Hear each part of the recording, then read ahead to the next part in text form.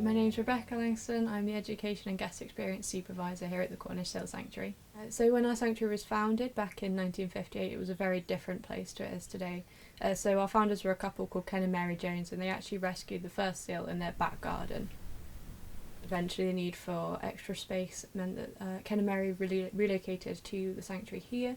We've got 42 acres of land, a space for our own seal hospital. So it will depend on where the seal is as to what our steps are. Start out with a phone call from a member of the public.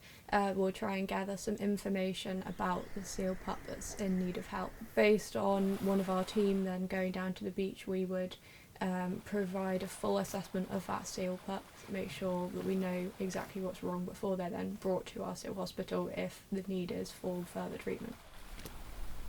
They'll go into our isolation units up at the seal hospital.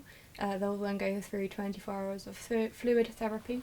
We'll see what's wrong with them more in depth by sending them to the vets if necessary. And then once they're a bit more stable, they're not in any risk, they'll move into our seal hospital.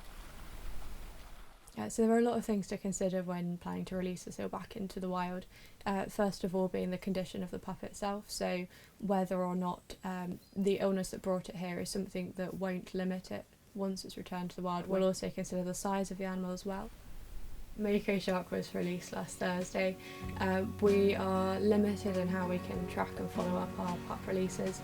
The release was successful. Mako went out into the wild very happily, but as far as we know, that's the end of our story that we can tell you right now.